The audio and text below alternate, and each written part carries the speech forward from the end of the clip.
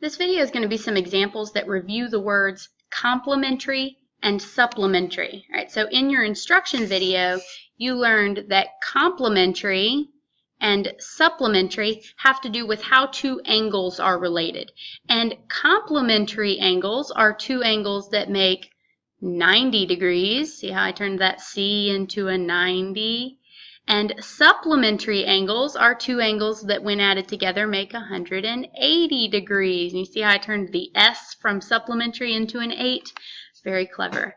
Okay, so this says two angles are complementary. All right, so what does this mean? Two angles are complementary. It means that those two angles make 90 degrees. It says that one of those angles is 36. What is the other? All right, so we know that one of the angles is 36.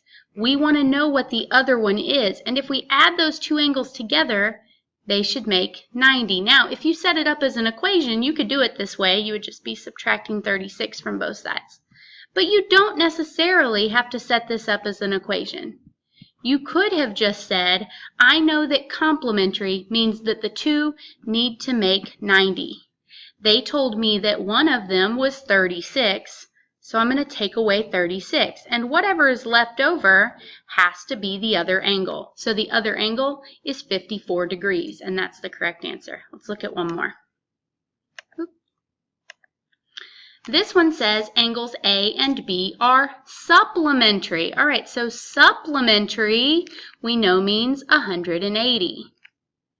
And it says that angle B is 81 degrees. What is the measure of angle A? Well, we know that B and A together need to make 180. If one of them is 81, whatever's left over has to be the other angle. So angle A must be 99 degrees.